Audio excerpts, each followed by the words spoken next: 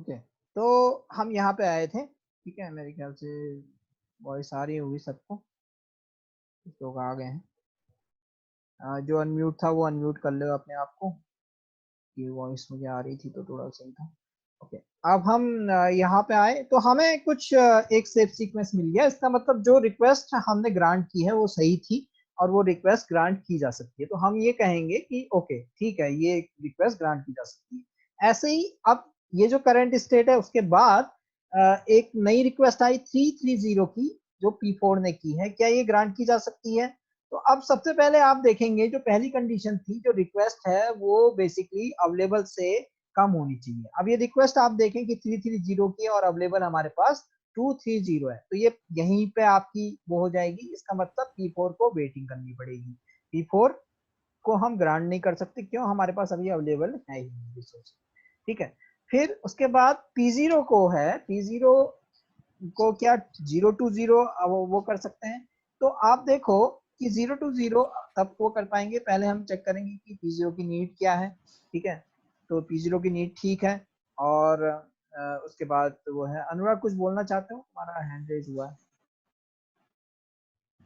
Sir जब process चलेगी P1 P3 तो P4 सर तो अवेलेबल बढ़ जाएगा ना फिर? अच्छा कब ये तुम ये इस रिक्वेस्ट की बात कर रहे हो? Yes sir. इस रिक्वेस्ट की ये बात है कि अभी मेन बात ये है ना कि P4 ने इमीडिएटली रिक्वेस्ट की है इस रिसोर्स की, तो हमें रिक्वेस्ट को या तो एक्सेप्ट करना है या रिजेक्ट करना है, ठीक है। अच्छा अभी वो बात नहीं चल रही है कि किस सीक्वेंस में वो एग्जीक्यूट होगा, किस सीक्वेंस में नहीं होगा। अभी मेन बात ये कि प्रोसेस ये सारी चल रही थी और P4 ने आउट ऑफ सडन एडिशनल इतने रिसोर्सेज मांग लिए, ठीक है। तो क्या इस रिक्वेस्ट को हम यस ग्रांट सर। करेंगे कि नहीं करेंगे? तो ये क्वेश्चन है, ठीक ठीक है। है। तो P4 को हम इसलिए ग्रांट अभी करेंटली इसलिए ग्रांट कर सकते हैं क्योंकि अभी हमारे पास अवेलेबल ही नहीं है।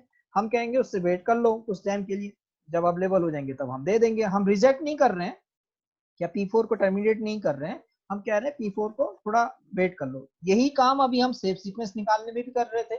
जब हमारी यस सर। जो P3 या P4 के जो एलोकेशन या जो उसकी नीड थी वो यदि अवेलेबल से ज्यादा थी तो हम उससे कहते थे कि थोड़ा वेट करो, फिर बाकी प्रोसेस को हम एग्जीक्यूट करके हम रिसोर्सेज वो करते थे और हम फिर उस प्रोसेस को वो करते थे। तो वही तरीका है। तो अभी हम, लेकिन यहाँ पे मेन बात ये है कि P4 को इमीडिएटली हम ग्रांट करेंगे कि नहीं करेंगे, ये क्वेश्चन ये, ठीक है। अब ऐसे ही P0 को हम 0 to 0 ग्रांट करेंगे कि नहीं करेंगे। तो इसकी पहली दो कंडीशन तो ट्रू ठीक हुई। पहली दो कंडीशन क्या थी? पहली कंडीशन थी आपकी वर्क सॉरी रिसोर्स रिक्वेस्ट में पहली थी क्या, रिक्वेस्ट आई नीड आई से कम है, वो है। रिक्वेस्ट आई क्या अवेलेबल से कम है, वो भी है, ठीक है। ये दोनों कंडीशन इसकी ठीक है। लेकिन उसके बाद जब हम इसको अलोकेट कर देंगे P0 को, तो समहाउ जो है उसके बाद ये इसमें एक सेफ सीक्वेंस नहीं निकलेगा। इसको आप लोग खुद से ट्राई करने की कोशिश करना। यदि हमने P0 को वो दे दिया, इसकी रिक्वेस्ट ग्रांट कर दी, तो ये हो जाएगा आपका 030, ठीक है। 030 हो जाएगा क्योंकि ये ग्रांट तो हो सकती है रिक्वेस्ट, तो हमने 030 कर दिया। अब इसको चेक करना पड़ेगा क्या ये सेफ स्टेट है। सेफ स्टेट तभी होगी जब एक सेफ सीक्वेंस निकलेगा। तो इस कंडीशन में सेफ सीक्वेंस नहीं निकलेगा, ठीक है। सेफ सीक्वेंस नहीं निकलेगा तो ऑब्वियस सी बात है कि ये सेफ स्टेट नहीं है। इसका मतलब हमें जो ये रिक्वेस्ट है इसको रिजेक्ट करना पड़ेगा। अभी हम इसको नहीं दे सकते और P0 को हम P0 को भी वेटिंग में डाल देंगे, यानी अभी P0 की ये रिक्वेस्ट नहीं एक्सेप्ट हो सकती, ठीक है। तो ये क्वेश्चन है, ये इस पे काफी क्वेश्चन, इस पे एक न्यूमेरिकल बनता है, मैंने आपको बताया था और आपके अनसॉल्व उसमें भी है। यदि मैं हो सके तो अभी असाइनमेंट में आपको ऐड कर दूंगा। एक असाइनमेंट मुझे और देना है जिसमें ये मैं क्वेश्चन आपको दे दूंगा, ठीक है। तो असाइनमेंट में तो मैं अनसॉल्व क्वेश्चन दूंगा यदि हो सका, और आप इसको चाहे तो अपने खुद से एक बार प्रैक्टिस के लिए जरूर कर लें, क्योंकि ये न्यूमेरिकल है और वो हो जाएगा। पहले जो मैंने अभी जो एक्सप्लेन किया उसको भी खुद से करने की कोशिश करना, और फिर उसके बाद उसको भी वो करना। पुनीत तुम्हारा नाम तो पहले भी हो चुका है ना, एक सेशन में यदि डाल चुके हो तो फिर दूसरे में डालने की जरूरत नहीं है। पुनीत का तो डाल दिया था मेरे ख्याल से। ओके तो हमारा ये था आपका ये डेडलॉक अवॉइडेंस था, जिसमें हम डेडलॉक होने ही नहीं दे रहे। ठीक है, तो हमने प्रिवेंशन डिस्कस कर लिया, हमने अवेयरनेस डिस्कस कर लिया। अब तीसरा केस ये है, मैंने आपको बताया कि ऐसा कई बार ऐसा होता है कि हम प्रिवेंशन नहीं कर पाते, तब हमें अवॉइडेंस की तरफ जाना पड़ता है। अब अवॉइडेंस में आपने देखा कि हर प्रोसेस को एग्जीक्यूट करने से पहले हमें सेफ्टी एल्गोरिथम, हर प्रोसेस की रिक्वेस्ट करने से, एक्सेप्ट करने से पहले हमें आपकी रिसोर्स रिक्वेस्ट एल्गोरिथम रन करनी पड़ रही है, फिर सेफ्टी एल्गोरिथम रन करनी पड़ रही है। तो हर रिक्वेस्ट पे या हर रिसोर्स की रिक्वेस्ट पे यदि हम इतनी एल्गोरिथम आपकी रन करेंगे, तो ऑब्वियस सी बात है कि आपका सीपीयू का ओवरहेड बहुत ज्यादा बढ़ जाता है। तो इसलिए कई बार ऐसा होता है कि हम आपकी अवेयरनेस या प्रिवेंशन की एल्गोरिथम नहीं रन करते और हम डिटेक्शन एंड रिकवरी की तरफ जाते हैं, यानी हमने प्रिवेंशन और अवॉइडेंस नहीं किया। अब हम कह रहे हैं कि जब भी डेडलॉक होगा तब हम चेक करेंगे, कुछ कुछ देर में हम चेक करते रहेंगे कहीं सिस्टम डेडलॉक में तो नहीं है। यदि सिस्टम डेडलॉक में होगा तो हम उससे रिकवरी कर लेंगे और रिजॉल्व कर देंगे डेडलॉक को। ठीक है, तो ये जो तीसरी अप्रोच है ये है आपकी डेडलॉक डिटेक्शन एंड रिकवरी। तो allow system to enter deadlock state, यानी इसमें ऐसा प्रिवेंशन या अवेयरनेस नहीं है डेडलॉक का, इसमें सिस्टम डेडलॉक में जाता है। और फिर एक बार सिस्टम डेडलॉक में चले गया, हम डिटेक्शन एल्गोरिथम से डेडलॉक को डिटेक्ट करेंगे और फिर उसके बाद हम रिकवरी स्कीम्स के थ्रू उस डेडलॉक से बाहर आएंगे। ठीक है, तो अब इसमें डेडलॉक डिटेक्शन और रिकवरी की जो अप्रोच है उसमें दो केसेस हैं। एक तो केस ये है कि जितने रिसोर्स टाइप है हमारे पास, हर रिसोर्स टाइप का केवल एक सिंगल इंस्टेंस है। तो ये वाला जो केस है ये बड़ी सिंपल तरीके से हैंडल हो जाता है। अभी हमने रिसोर्स एलोकेशन ग्राफ पढ़ा था। रिसोर्स एलोकेशन ग्राफ से हम वेट फॉर ग्राफ निकालते हैं। अब वेट फॉर ग्राफ में क्या करना पड़ता है, वेट फॉर ग्राफ में रिसोर्सेस सारे गायब हो जाएंगे, यानी रिसोर्सेज वाले नोड जो हैं उनको सबको हम गायब करेंगे। ठीक है, और केवल नोड्स अब प्रोसेसेस रहेंगे। ठीक है, तो नोड्स आर प्रोसेसेस। पीआई की एक एज पीजे की तरफ जाती है यदि पीआई वेट कर रहा है पीजे का। ठीक है, तो ये हमारा वो है। periodically invoke an algorithm that searches for a cycle in the graph. If there is a cycle there exists a deadlock.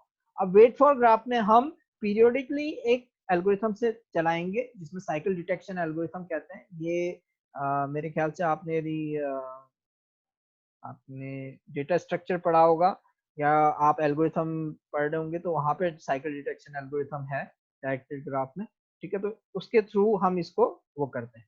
N algorithm to detect a cycle in a graph requires an order of n square operation where n is number of vertices in the graph. ये इसकी complexity हो जाती है। अच्छा, किस तरीके से convert करते हैं, ये है आपका एक रिसोर्स एलोकेशन ग्राफ। ठीक है, रिसोर्स एलोकेशन ग्राफ समझ में आ रहा है। ये R1 R2 R3 R4 जो है आपके रिसोर्सेस हैं। P1 P2 P3 P4 P5 आपके प्रोसेसेस हैं।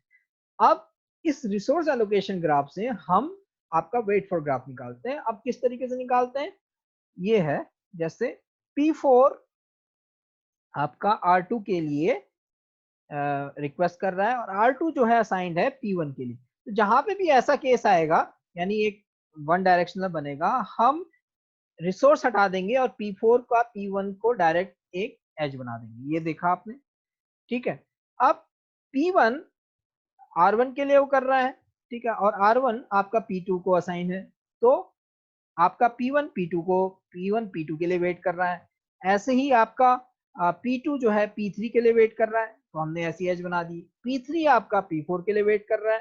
ठीक है, P2 आपका P5 के लिए वेट कर रहा है। तो इस तरीके से आपका वेट फॉर ग्राफ बन गया। ठीक है, तो ये वेट फॉर ग्राफ आपका बेसिकली हम बनाते हैं। अब इस वेट फॉर ग्राफ में हम साइकिल डिटेक्शन एल्गोरिथम लगाते हैं। तो आप देखेंगे कि यहाँ पे बाकी जगह तो साइकिल नहीं दिख रही है, पर यहाँ पे एक साइकिल है। इसका मतलब ये जो प्रोसेसेस हैं यहाँ पे डेडलॉक एग्जिस्ट करता है। क्यों? क्योंकि ये साइकिल एग्जिस्ट कर रही है। यहाँ पे साइकिल नहीं है, बाकी जगह साइकिल नहीं है, लेकिन यहाँ पे एक साइकिल एग्जिस्ट कर रही है। ठीक है, तो ये हम इस तरीके से आपका वो निकालते हैं। ठीक है, डिटेक्ट करते हैं जब, पर ये पॉसिबल तभी है जब सारे रिसोर्सेज के केवल एक एक इंस्टेंस हो। यदि यहीं पर R2 के 2 डॉट लगे होते तब ये पॉसिबल नहीं होता, ये वेट फॉर ग्राफ बनाना ही पॉसिबल नहीं होता, क्योंकि हम तब इस तरीके से नहीं निकाल पाते। ठीक है, अब मल्टीपल इंस्टांसेस, सेवरल इंस्टांसेस के लिए, अच्छा जो पहले हम वो कर रहे थे आपका डेडलॉक अवॉइडेंस की, वहां पे बैंकर्स एल्गोरिथम, ठीक है, यहाँ पे जो आपकी डिटेक्शन है इसको बैंकर्स एल्गोरिथम नहीं कहते, इसमें डेटा स्ट्रक्चर थोड़ा बहुत मैच करेंगे, पर इसको हम कहेंगे deadlock detection algorithm with several instances of resource type. ठीक है, इसे बैंकर्स एल्गोरिथम ना कहेंगे, क्या कहेंगे हम, आपकी resource sorry deadlock detection algorithm with several instances of resource type. तो ये वो दूसरी तरीके से वो होता है। अब यहाँ पे थोड़े बहुत आपके वही डेटा स्ट्रक्चर मैच करेंगे, अवेलेबल वही वेक्टर एम यहाँ पे आपके नंबर ऑफ रिसोर्सेस, ठीक है, एलोकेशन वही n क्रॉस m की मैट्रिक्स, रिक्वेस्ट यहाँ पे रिक्वेस्ट आएगा n क्रॉस m की मैट्रिक्स, ठीक है, n क्रॉस m की मैट्रिक्स हो जाएगी। उसी तरीके से यहाँ पे भी वेक्टर्स बनेंगे, रिक्वेस्ट i j, ठीक है, कुछ इस तरीके से आपकी बनेगी, यानी pi is requesting k more instances of resource type rj। तो क्या, तो कुछ इस तरीके से चलेगा। ओके, डिटेक्शन एल्गोरिथम पे अब हम चलते हैं। तो डिटेक्शन एल्गोरिथम आपकी कुछ इस तरीके से है, let work and finish the vectors of length m and n respectively, initialize work equal to available for I equal to n 1 से लेके आपका n तक, if allocation I equal to 0 then finish I false, otherwise finish I equal to true। ठीक है, तो इस तरीके से हम चलेंगे detection algorithm. Find an index I such that both finish I equal to false and request I is less than equal to 1। If no such exists, no I exists, go to step 4। अब step 4 में क्या है आपका, step 4 में वही है, यदि सारे के सारे फिनिश हो गए तो हम कहेंगे कि सारे के sorry, if finish i equal to false for किसी भी एक आई के लिए, यदि फिनिश आई फॉल्स है, इसका मतलब कि एक प्रोसेस कोई एग्जीक्यूट नहीं हो पाई, या एक या दो एग्जीक्यूट नहीं हो पाई, इसका मतलब system is in deadlock state.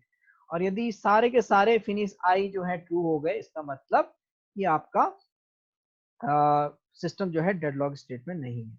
और यदि finish i equal to false है तो प्रोसेस पी आई जो है डेडलॉक में होगी। तो इस तरीके से हम एक तरीके से एक वर्चुअल एग्जीक्यूशन उसका कराएंगे, और यदि कोई प्रोसेस एग्जीक्यूट नहीं हो पाई तो हम उसको डेडलॉक में वो करेंगे।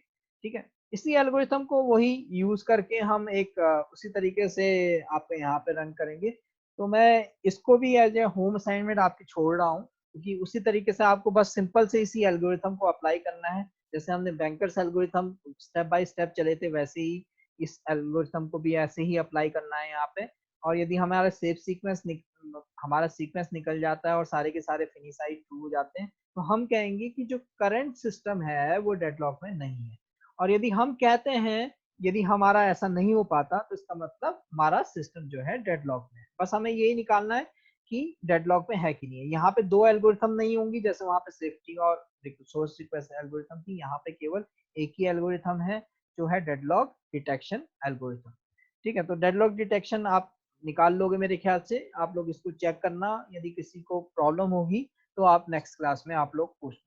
ठीक है, अब हम आते हैं detection algorithm uses. When the how often a deadlock likely to occur, how many processes will need to be rolled back, one for each disjoint, if detection algorithm invoked arbitrarily there may be many cycles in resource graph, so which one? Okay, तो यहाँ पे ये है कि detection algorithm की frequency क्या हो, हमें हर 10 मिनट में चेक करना है, 2 मिनट में चेक करना है, 15 मिनट में चेक करना है, 1 घंटे में चेक करना है, 1 दिन में चेक करना है, 1 साल में चेक करना है।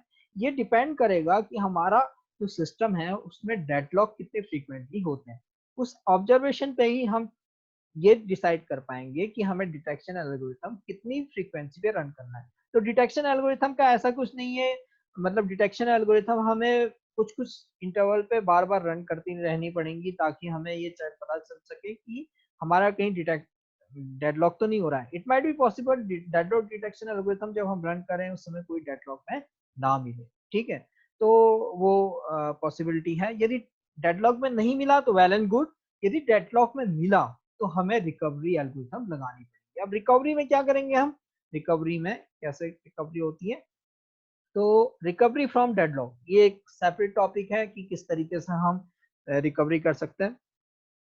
तो इसमें हमें अभी डेडलॉक डिटेक्शन एल्गोरिथम जब हमने रन की तो हमें उसमें ये भी पता चल जा रहा था कि कौन कौन सी प्रोसेसेस आपकी डेडलॉक है, ठीक है।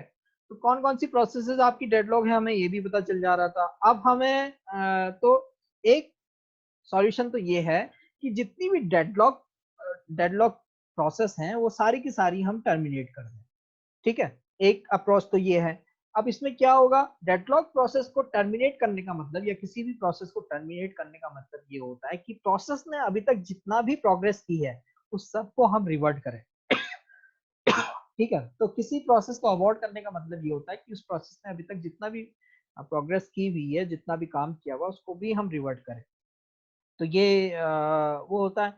तो ये एक तरीके से कॉस्टली अप्रोच है यदि हम सारी की सारी प्रोसेस को डेडलॉक कर देते हैं, ठीक है। तो ये जनरली डिजायरेबल नहीं होता है। दूसरी अप्रोच ये है कि about one process at A time until the deadlock cycle is eliminated. इसमें क्या करेंगे, एक एक प्रोसेस हम टर्मिनेट करेंगे, पहले एक प्रोसेस टर्मिनेट करेंगे, फिर चेक करेंगे कि यार डेडलॉक अभी भी एग्जिस्ट करता है, यदि फिर भी एग्जिस्ट करता है, कुछ प्रोसेस वो करती है, फिर एक प्रोसेस को टर्मिनेट करेंगे, फिर चेक करेंगे क्या अभी भी डेडलॉक एग्जिस्ट करता है। तो इससे क्या है कि थोड़ा सा हमारा जो जितना हमने वर्क डन किया हुआ है वो लॉस हमारा वेस्ट नहीं होगा यदि हम सारी प्रोसेसेस को टर्मिनेट करते हैं उसके कंपैरिजन में। तो कई बार वन बाय वन करते हैं। अच्छा, अब कौन सी प्रोसेस टर्मिनेट करें पहले, यदि वन बाय वन करनी है तो कौन सी प्रोसेस को पहले टर्मिनेट किया, तो वो उसका डिसीजन इस बेस पे लिया जाता है कि कौन कौन प्रोसेसेस की प्रायोरिटीज क्या है।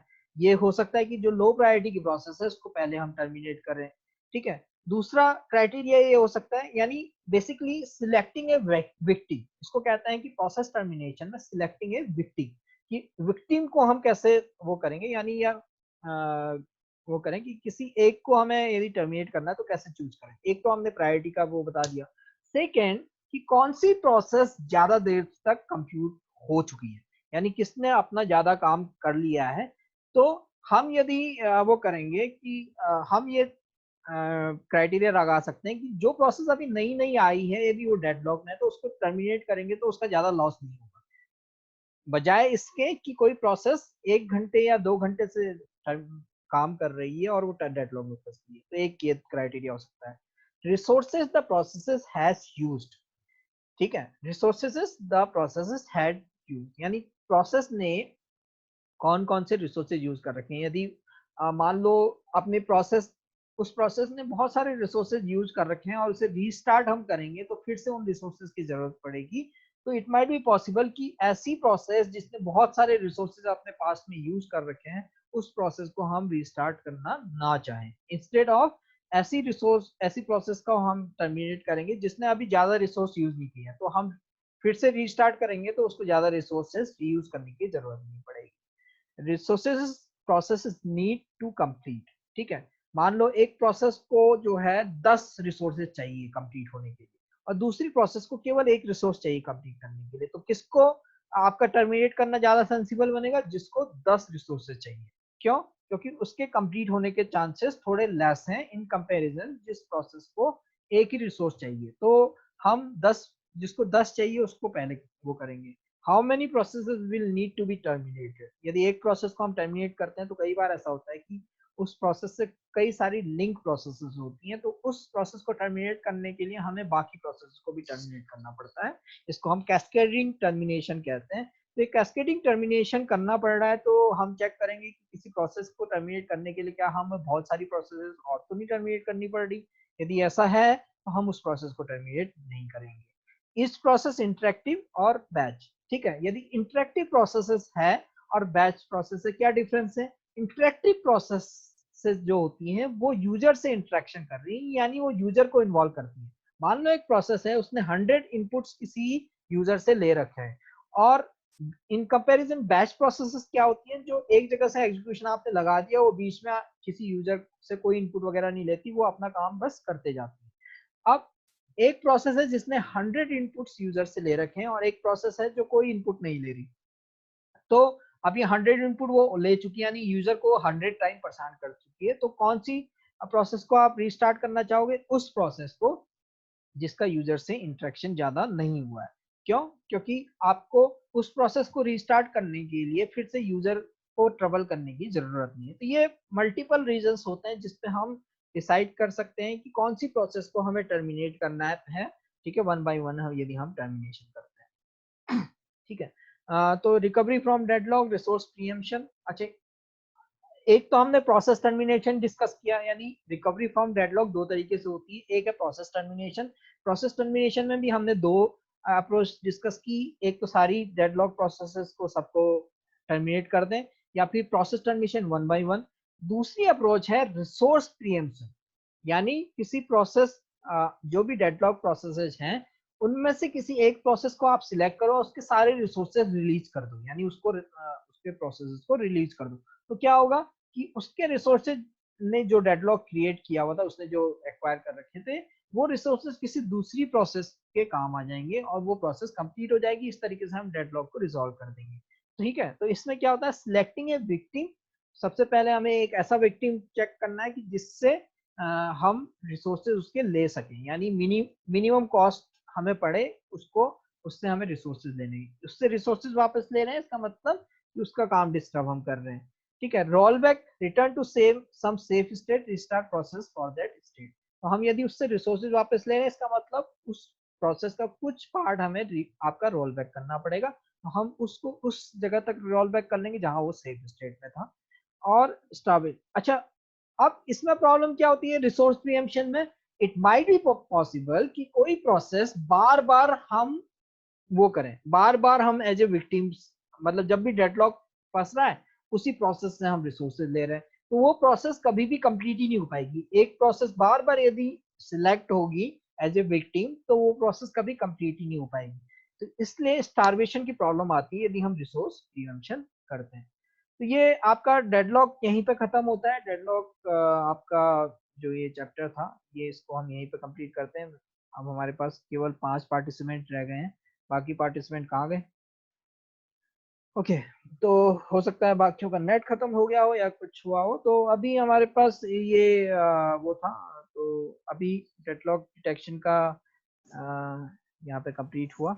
अभी मैं बाकी सबको अनम्यूट करता हूँ थोड़ी देर के लिए। किसी का कोई कंफ्यूजन है तो वो पूछ सकता है। ठीक है, अभी मैंने सबको अनम्यूट किया है। किसी का कोई कंफ्यूजन है तो पूछ सकता है।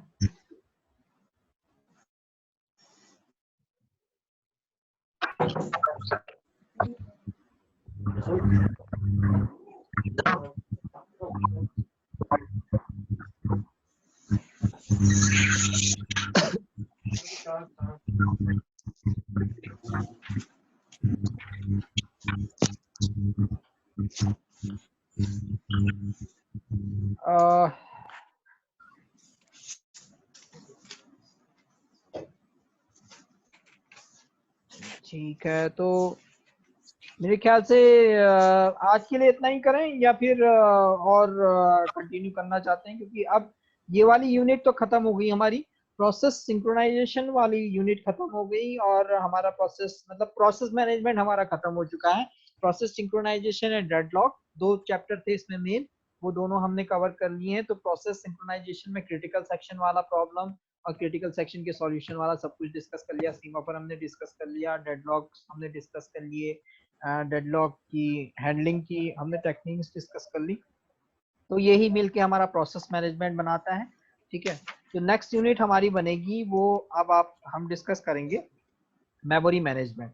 ठीक है, तो मेमोरी मैनेजमेंट, प्रोसेस मैनेजमेंट में भी ये मेरे ख्याल से काफ़ी चीज़ें होती हैं। मैं कोशिश करूँगा कि ये असाइनमेंट इसका जल्दी फ्रेम कर दूँ और आप लोगों को दे दूँ जो जो चीज़ें मुझे इम्पोर्टेंट लगती है।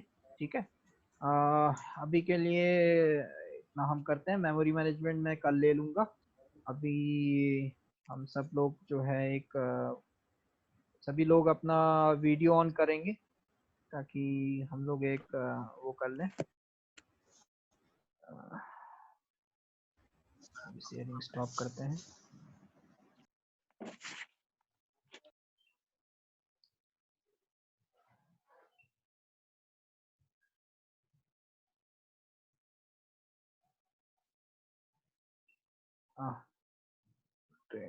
पुनीत आकाश।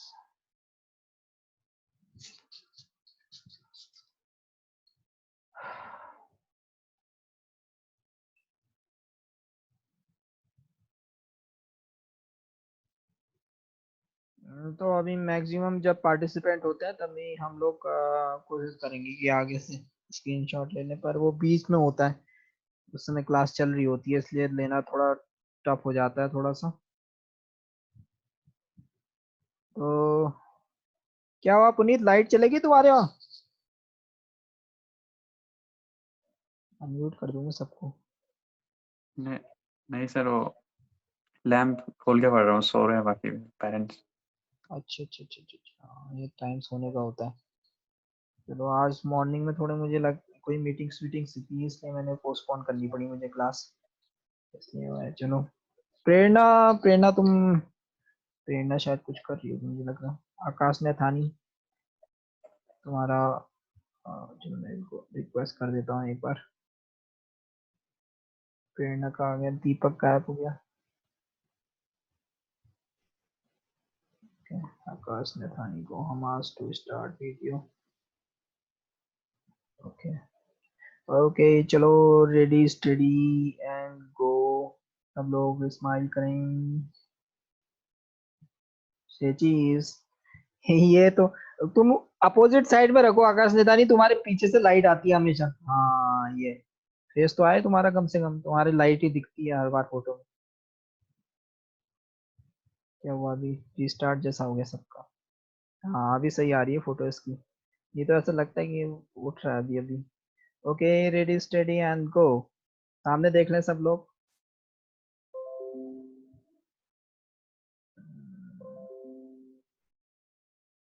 देख ले लेता हूँ और चलो ठीक है। और कोई कुछ कहना चाहे? मैं अनम्यूट तो कर रहा था सबको।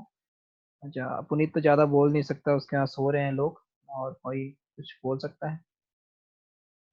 कुछ कोई कुछ शेयर करना चाहे अपनी स्टोरी? आज मेहुल नहीं आया, मेहुल कहाँ गया आज? अच्छा अच्छा अच्छा, चलो ठीक है। मेरे ख्याल से डेडलॉक का रिवीजन करना आप लोग, ठीक है। इसमें जो वो है ईपीजी पाठशाला है या फिर एनपीटीईएल में है, उसमें भी कुछ लेक्चर्स हैं। पुनीत तुमने कोई वीडियो लेक्चर देखे थे इसके?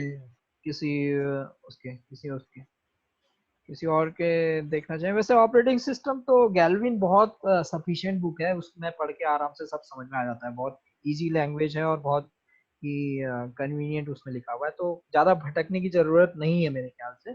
फिर भी कोई कॉन्सेप्ट यदि सर समझ मुझे गैल्विन में अभी जो हमने पढ़ा है, ये टर्मिनेशन, ये रिकवरी और डिटेक्शन, ये सब मिल नहीं रहा है। क्या नहीं मिला है? Process termination? हाँ मतलब अभी जो हमने पढ़ा ना एल्गोरिथम, बैंकर्स एल्गोरिथम, ये सब मिल नहीं रहा है। उससे पहले वाले सारे टॉपिक्स हैं, उसके बाद वाले नहीं मिले मुझे। उसके बाद में सीपीयू शेड्यूलिंग आ रहा है। सीपीयू शेड्यूलिंग कैसे आ जाएगा? सीपीयू शेड्यूलिंग तो पहले आता है, प्रोसेस सिंक्रोनाइजेशन बाद में है सीपीयू शेड्यूलिंग के। सर सिंक्रोनाइजेशन के चैप्टर में ही है डेडलॉक। हाँ तो कौन सी बुक, क्या पता कौन सी मैंने बुक की बात कर रही हो तुम? गैल्विन? गैल्विन की सर। हाँ गैल्विन मेरे पास भी तो वही गैल्विन है जो मैंने शेयर कर रखी है तुमको। तुमने कहीं कोई और वर्जन तो नहीं कर रखा है? मैंने ड्राइव पे शेयर कर रखा है, वो डाउनलोड कर लेना। तुमने नेट से कोई और वर्जन कर रखा हो डाउनलोड, चेक कर लेना, ठीक है। क्योंकि मेरे पास जो है उसमें तो वही है, यस सर। एट चैप्टर वही है। 8 चैप्टर है आपका डेडलॉक और 7 चैप्टर है आपका प्रोसेस सिंक्रोनाइजेशन। तो होना चाहिए, ऐसा तो कुछ नहीं है, मैंने इसीलिए शेयर कर रखी है वो 6th एडिशन, ठीक है। नो सर, मैंने दूसरी वाली वो पीडीएफ डाउनलोड करी थी। हाँ हाँ हाँ तो आप उस वक्त आपने नहीं दिया था, हाँ हाँ उससे अब वो पहले ही किया था मैंने। आप कर लेना, आप वो कर लेना। गैल्विन वो शायद तुमने टेनन बॉम्ब कर ली होगी, ठीक है। तो उसमें है सब कुछ, यस सर। ओके। और बाकी आकाश तुम भाई यस सोते रहते सर। हो, तुम्हारा तो सोने वाला चेहरा लग रहा है। सो तो नहीं रहे हो ज्यादा आकाश? पढ़ाई वढ़ाई चल रही कि नहीं चल रही, या गेमिंग वेमिंग ज्यादा चल रही है? आकाश तो भाग गया डर के। अनुराग तुमने पढ़ा कि नहीं पढ़ा? सर पढ़ता हूँ थोड़ा बहुत। अच्छा, जब आप पढ़ाते उसको रिवीजन पे, क्या क्या क्या? जो पढ़ाते हो आप सर वो रिवीजन रिवाइज टाइप करता हूँ। हाँ कर लिया करो, थोड़ा बहुत खुद से भी पढ़ने की कोशिश किया करो। बेसिकली कॉलेज स्टडी का मतलब बाकी ये जो स्लाइड है सेंस।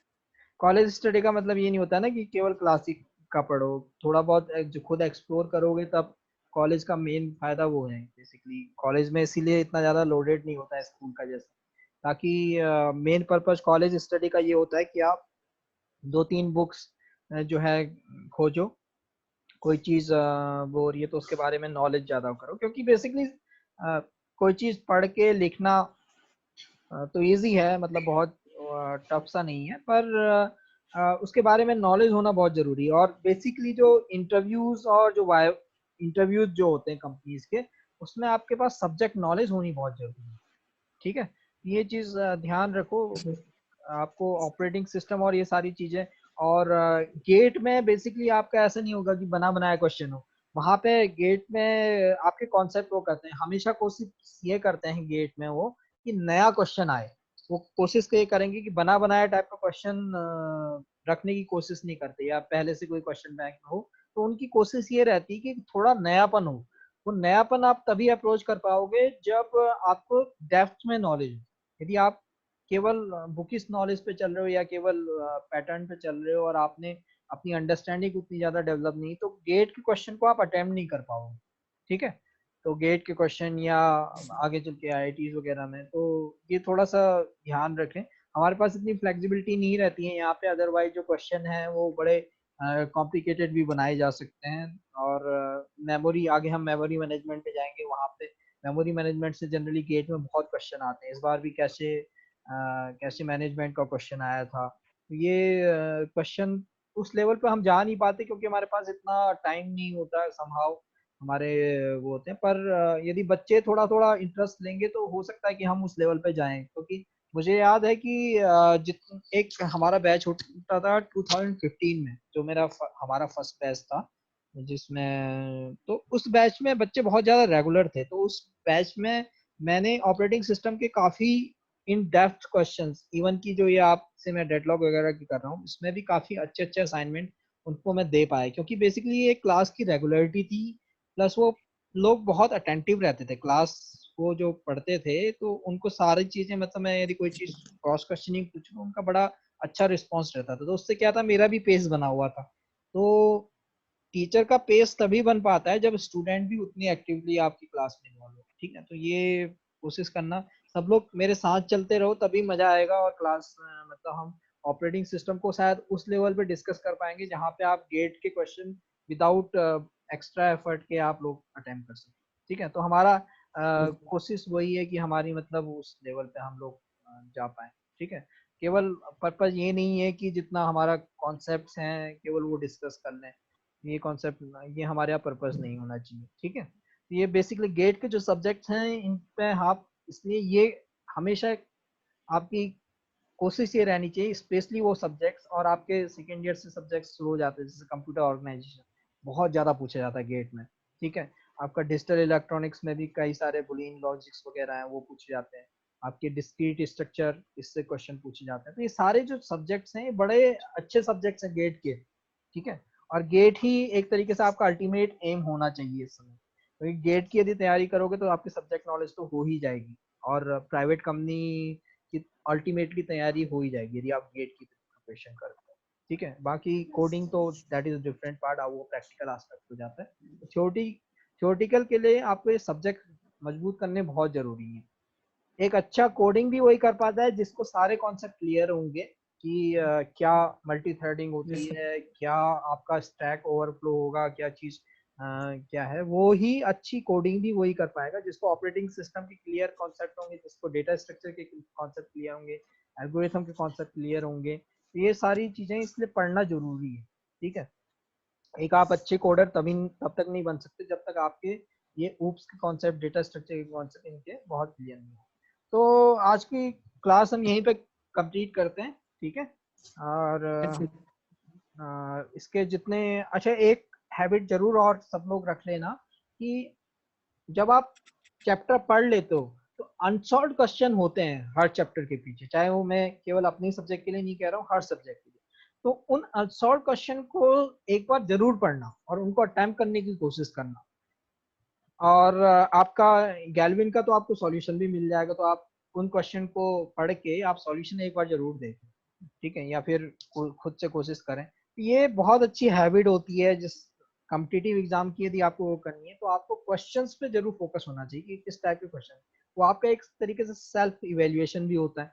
अब मैं बार बार आपको यूनिट टेस्ट तो या फिर आपके चैप्टर के टेस्ट तो ले नहीं पाऊंगा, तो इसलिए आपका खुद का टेस्ट कराएंगे तो आपको पता होगा कि आपने जो पढ़ा उसका कितना आप बेस्ट कर पाए। तो अभी हमारा इस मीटिंग का सेशन भी खत्म होने वाला है और यहीं पे हम लोग क्लोज करते हैं, ठीक है, क्लास को। Okay, bye bye. Bye sir. कोई कुछ बोलना तो नहीं चाहता तो बता दो, कुछ और कोई किसी का इनपुट या कुछ नहीं।